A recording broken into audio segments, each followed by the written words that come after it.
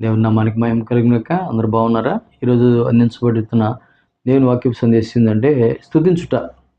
కీర్తన గ్రంథం 65 కీర్తన 1వ వచనంలో దేవుని వాక్యం ఇలాగ రాయబడింది. దేవా, సీయోనులో మౌనంగా ఉండుట, నీకు స్తుతి చెల్లించుట. ఇక్కడ దేవుని సన్నిధిలో స్తుతించటం అనేటువంటిది చాలా గొప్ప దీవెనకరమైన ఆశీర్వాదం. దావీదు స్తుతించాడు, స్తుతి నేర్చుకున్నాడు. నా ప్రాణమా యెహోవాను సన్నిధించుము, నా అంతరంగమున్న సమస్తమా ఆయన పరిశుద్ధ నామమును సన్నిధించుము. ఆయన చేసిన ఉపకారాల్లో దేనిని మరువకము. స్తుతించినప్పుడు కృతజ్ఞత కలిగిన మనసు వస్తుంది. మనం ఎక్కడి నుంచి వచ్చాం, ఏ స్థితి, యోబు గ్రంథంలో 8వ అధ్యాయంలో రాయబడినట్టుగా మొదట మనకున్న స్థితి కొంచెమైంది. ఇప్పుడు ఆయన నామాన్ని బట్టి ఎంత స్థాయిలో ఉన్నాం, ఏ స్థితిలో ఉన్నాం, ఏ రీతిగా ఘనత, మహిమ, ప్రభావాలు దేవుడికి చెల్లిస్తున్నాం అనేటువంటిది మనం తెలుసుకుంటాం. స్థుతిలో ఉన్న ప్రవాహం, స్థుతిలో ఉన్న జీవము చాలా గొప్పది. మన పితరులు ఎరుకో గోడ చుట్టూ తిరిగారు, స్తుతించారు. స్తుతించినప్పుడు దేవుడు ఆ ఎరుకో కోట గోడల్ని కూల్చివేశారు. స్తుతించితే సాతాను పారిపోతాడు, తొలగితే తిరిగి వస్తాడు.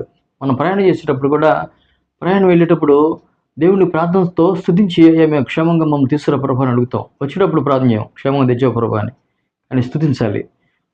స్తుతిని ఉదయకాల వేళలో, ఉదయం ప్రార్థనలో స్తుతించాలి, సాయంత్రం ఈ రోజంతా కాచి కాపాడావని స్తుతించాలి. మన పిల్లలకు స్తుతించడం నేర్పించాలి. భర్తకి, భార్యకి, పిల్లలకి, మన కుటుంబ సభ్యులందరికీ, మన తల్లిదండ్రులకి స్తుతించడం నేర్పించాలి.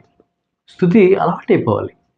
అన్నం తినేటప్పుడు స్తుతించాలి, టీ తాగేటప్పుడు స్తుతించాలి, మనం ఏదన్నా బయటకు వెళ్తున్నప్పుడు స్తుతించాలి, లోపలికి వస్తున్నప్పుడు స్తుతించాలి.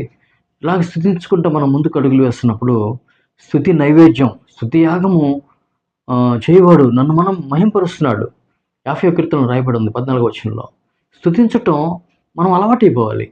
స్తుతించే అనుభవంలోకి దేవుని ప్రజలను మనందరం వెళ్ళినట్లయితే స్తుతి మన స్థితిగతులన్నింటినీ మార్చివేస్తుంది. మన పరిస్థితులన్నింటిలో దేవుడు మనకు విజయాన్ని ఇస్తాడు. అందుకని స్తుతించే విషయంలో ఎడతెగక దేవుని స్తుతించే మనసును ఆయుధంగా మనం ధరించుకున్నట్లయితే దేవుడు అన్ని విషయాల్లో కూడా సమృద్ధిని దయచేస్తాడని మనం నమ్మి ముందుకు అడుగులు వేసినట్లయితే ప్రతి విషయంలో దేవుడు మనకు విజయాన్ని ఇస్తున్నాడు. ప్రార్థన చేసుకున్నాం.